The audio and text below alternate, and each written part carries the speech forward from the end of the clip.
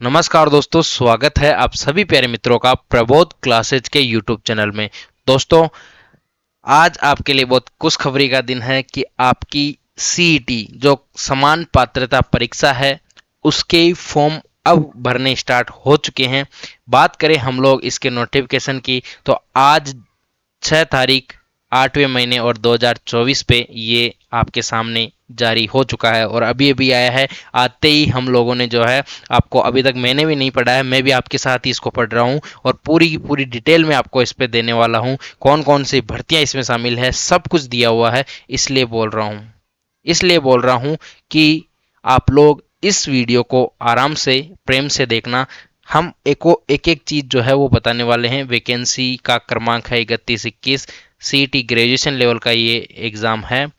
अगर हम लोग बात करें तो इसमें कौन कौन सी परीक्षाएं आएगी, जिसमें आपकी प्लाटून कमांडर है, प्लाटून कमांडर, उसके बाद जिलेदार और पटवारी। देखो, प्लाटून कमांडर किसके तहत? होम गार्ड अधीनस्थ सेवा। ध्यान रखना, प्लाटून कमांडर वो नहीं जो एसआई वाला, वो नहीं है। राजस्थान अभियांत्रिकी अधीनस्थ सेवा सिंचाई सेवा में जो है जिलेदार व पटवारी की वैकेंसी, और वो आने वाली है, बड़ी पटवारी की वैकेंसी है। राजस्थान अधीनस्थ लेखा सेवा में कनिष्ठ लेखाकार की। राजस्थान राजस्व लेखा अधीनस्थ सेवा तहसीलदार राजस्व लेखाकार की जो है वैकेंसी रहेगी। इसमें महिला अधिकारिता अधीनस्थ से परिवेशक, जो महिला परिवेशक है उसकी, और आपके राजस्थान एकीकृत बाल विकास अधीनस्थ सेवा के दौरान आपके परिवेशक की वैकेंसी। राजस्थान कारागार अधीनस्थ सेवा में उप जेलर की, सब जेलर, ठीक है, यानी डिप्टी जेलर, ठीक है। राजस्थान समाज कल्याण अधीनस्थ सेवा में छात्रावास अधीक्षक ग्रेड सेकंड की, और राजस्थान राजस्व भू अभिलेख भू प्रबंधन उपनिवेशन अधीनस्थ सेवा पटवारी की वैकेंसी बड़ी वैकेंसी है। ये पटवारी राजस्थान अधीनस्थ सिंचाई सेवा में कुछ कम पद आएंगे इसमें, लेकिन जो ये राजस्व सेवा वाली जो है ये बड़ी संख्या में भर्ती आएगी, ठीक है। उसके बाद बात करें राजस्थान पंचायती राज में आपके जो है वीडियो की भर्ती होनी है, जैसा कि आपको कल परसों बताया भी गया था।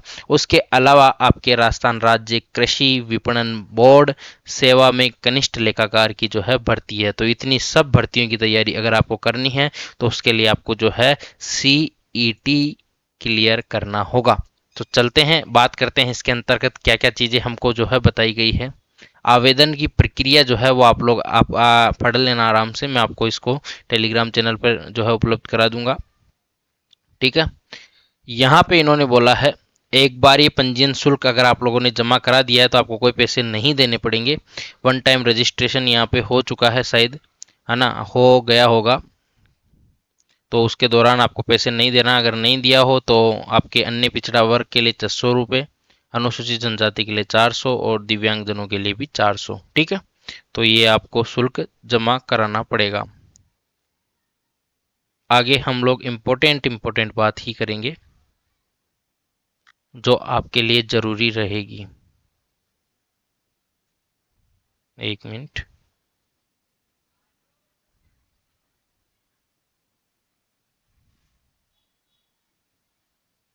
परीक्षा की बात करें, परीक्षा का आयोजन समान पात्रता परीक्षा स्नातक स्तर की जो परीक्षा बोर्ड द्वारा 25/9/2025 से लेके 24 से लेके 28/9/2024 यानी कि सितंबर में जो है आपके पेपर होना है। ध्यान रखना, ज़्यादा दिन नहीं बचे हैं। और ये बोल रहे हैं कि यदि परीक्षा एक से अधिक चरणों में होती है तो नॉर्मलाइजेशन की कार्रवाई भी की जाएगी। उसके अलावा जो प्रवेश पत्र है वो तो आ ही जाएंगे। आगे हम लोग कुछ बात कर लेते हैं। ये इम्पोर्टेंट ये है, जो आपको फॉर्म भरना है उसके दिशा निर्देश दे रखे हैं, जिसमें आपको फोटोग्राफ और हस्ताक्षर जो है स्कैन करने हैं, स्कैन करके जो है अपलोड करने हैं। उसके लिए ये बोल रहा है कि फोटोग्राफ और हस्ताक्षर स्पष्ट नहीं होने पर आवेदन अस्वीकार कर दिया जाएगा, और आवेदन को नवीनतम रंगीन फोटो, अधिकतम 1 माह से पुरानी आपकी फोटो नहीं होनी चाहिए, ध्यान रखना, वो ही अपलोड करनी है। मोबाइल व अन्य स्वयं रचित फोटो का उपयोग नहीं करें। मोबाइल व अन्य स्वयं रचित फोटो का जो उपयोग नहीं करना है। फोटो की पृष्ठभूमि सफ़ेद या हल्के रंग की होनी चाहिए, ध्यान रखना, यानी बैकग्राउंड का भी ध्यान रखना कि हल्के रंग का, या अब देखो थोड़ा बहुत खर्चा तो करना ही पड़ेगा। फोटो में आवेदक का जो चेहरा है कम से कम 50% जगह घेरना चाहिए, यानी चेहरा जो है वो 50% आना चाहिए। बाकी जो है फोटो में के आवेदन का चेहरा, सिर किसी भी कपड़े, छाया बालों द्वारा नहीं ढका होना चाहिए। आवेदक का सिर, आंख, नाक और ठोड़ी स्पष्ट रूप से दिखाई देनी चाहिए। यदि आप चश्मा पहनते हैं तो फोटो खिंचवाते समय चश्मा पहन सकते हैं, लेकिन चश्मे पर चमक या फ्लैश नहीं होना चाहिए। आवेदक की फोटो में काला या धूप का चश्मा नहीं होना चाहिए, ये भी ध्यान रखना।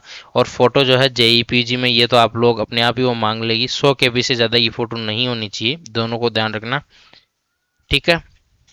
हस्ताक्षर के लिए एक सफेद कागज पर जो है A4 साइज पर 7 सेंटीमीटर और 2 सेंटीमीटर ऊंचाई की एक आयताकार बॉक्स के भीतर काले या गहरे नीले रंग से हस्ताक्षर करना है और फिर आपको जो है वो अपलोड करना है, ये भी ध्यान रखना है, ठीक है। आगे हम लोग बात करते हैं परीक्षा की जो चीजें हैं। अब देखो इसमें दिया हुआ समान पात्रता स्नातक हेतु परीक्षा की स्कीम व पाठ्यक्रम। इसमें जो है विषय विवरण दिया हुआ है।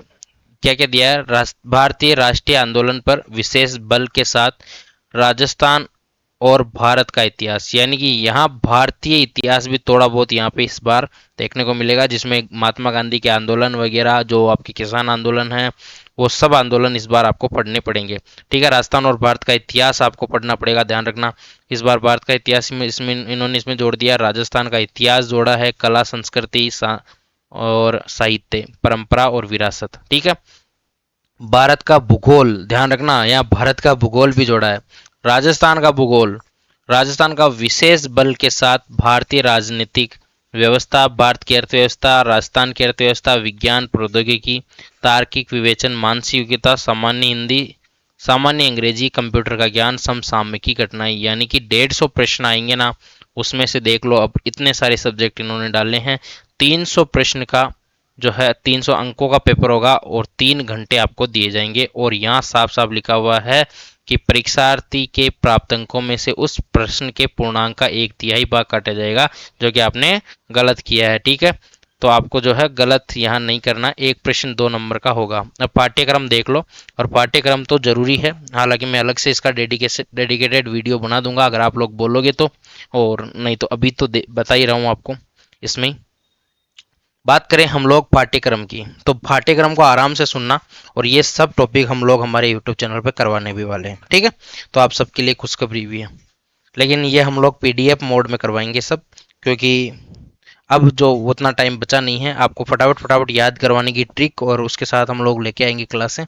भारतीय इतिहास की महत्वपूर्ण घटनाएं 19वीं व 20वीं शताब्दी में, सामाजिक एवं धार्मिक सुधार आंदोलन सबसे पहला, ठीक है। भारतीय इतिहास की महत्वपूर्ण घटनाएं पढ़नी है 19वीं और 20वीं शताब्दी में, सामाजिक व धार्मिक सुधार आंदोलन, भारतीय स्वतंत्रता आंदोलन, विभिन्न अवस्थाएं, इनमें से देश के विभिन्न क्षेत्रों के योगदानकर्ता एवं उनका योगदान, 1857 की क्रांति में राजस्थान का योगदान, राजस्थान में जनजाति व किसान आंदोलन, राजनीतिक जनजागरण एवं प्रजामंडल आंदोलन, स्वातंत्र्योत्तर, राष्ट्र निर्माण, राष्ट्रीय एकीकरण व राज्यों का पुनर्गठन, नेहरू युग में संस्थानिक निर्माण, विज्ञान एवं तकनीकी का विकास, यानी कि बहुत बड़े टॉपिक्स यहाँ पे नहीं है। हालांकि देखा जाए तो यहाँ भारतीय इतिहास की महत्वपूर्ण घटनाएं 19वीं और 20वीं शताब्दी की, और उस टाइम जो है सामाजिक और धार्मिक सुधार आंदोलन, केवल और केवल एक हिस्ट्री का बड़ा टॉपिक भारतीय में। उसके अलावा एक और चीज है कि भारतीय स्वतंत्रता आंदोलन भी यहाँ पे दिया हुआ है, तो वो भी आपको पढ़ना है, यानी 1857 की क्रांति और उससे पहले के जो आंदोलन थे वो भी आपको यहाँ पे पढ़ने हैं, ठीक है। 1857 की क्रांति, इसके साथ ही आप लोग पढ़ लीजिएगा जो राजस्थान की है वो भी। अब यहाँ आपको राजस्थान में जनजातीय किसान आंदोलन पढ़ना है, और राजनीतिक जनजागरण एवं प्रजामंडल आंदोलन भी पढ़ना है। उसके अलावा आपको जो है राष्ट्रीय एकीकरण व राज्यों का पुनर्गठन, नेहरू युग में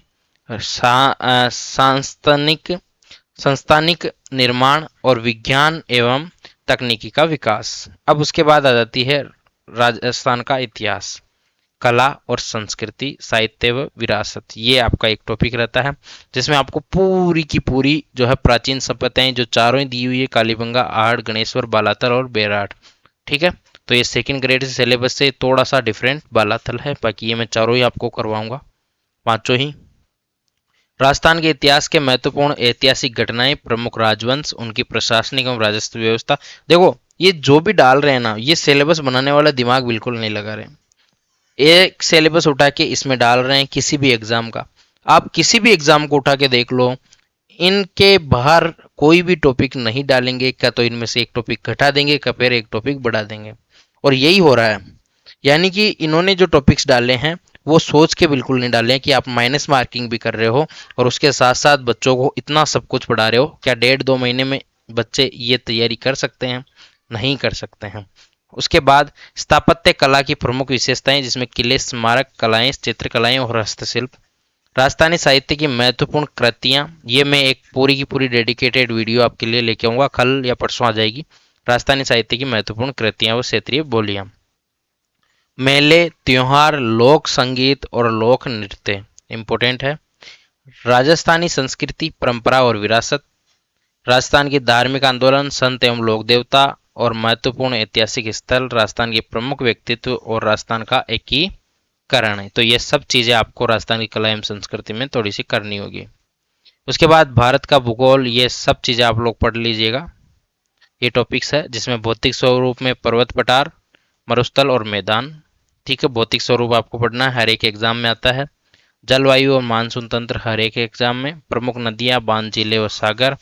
वन्य जीव, जंतु और अभ्यारण्य। और अब मैं आपको बता दूं कि राजस्थान का जो ओरिजिनल नक्शा है, जो ऑफिशियल नक्शा है, वो भी आपके लॉन्च हो चुका है, तो थोड़ा सा आप लोग उसको भी देखना। ठीक है। प्रमुख फसलें, जिसमें गेहूं, चावल, कपास, गन्ना, चाय व कॉफी। प्रमुख खनिज, लोहा, अयस्क, मैग्नीज, बॉक्साइट, अभ्रक। ऊर्जा संसाधन, परंपरागत व गैर परंपरागत।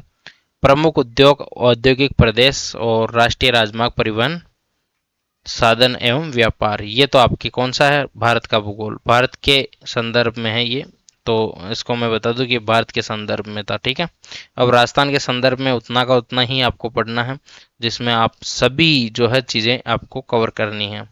उसके अलावा ये राजनीति है, भारत का अर्थ व्यवस्था है, राजस्थान की अर्थव्यवस्था, यानी पूरा इंडिया और आपके पूरा का पूरा जीके दे रखा है। अब हम लोग आ जाते हैं विज्ञान में, और विज्ञान में कुछ भी उठाया नहीं है, वो पूरा का पूरा जो सिलेबस है वो पहले वाला ही है, कुछ भी एज इट इज डाला हुआ है। ठीक है ना।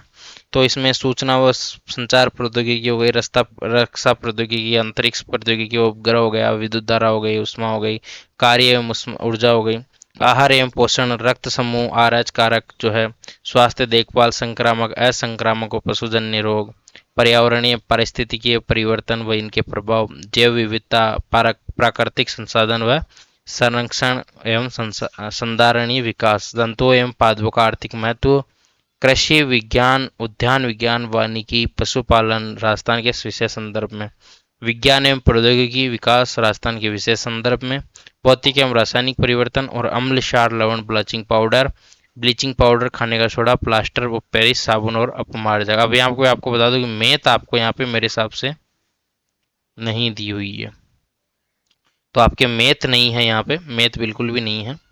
तो गणित से तो आपको थोड़ा बहुत छुटकारा मिला ही होगा, गणित हालांकि उसमें थी भी नहीं, लेकिन आपको पूरी रीजनिंग पढ़नी पड़ेगी, जिसमें आपको मार्किंग, मेकिंग सीरीज, एनालॉजी, जो ये चीज़ें सभी है, आप लोग पढ़ लेना। ठीक है। तो पूरी की पूरी वैकेंसी आपके सामने आ चुकी है, अब आपके ऊपर निर्भर करता है कि आप कितना पढ़ते हैं। मिलते हैं किसी और अन्य वीडियो में, तब तक के लिए राम राम सा, शुभ दिन, जय श्री राम।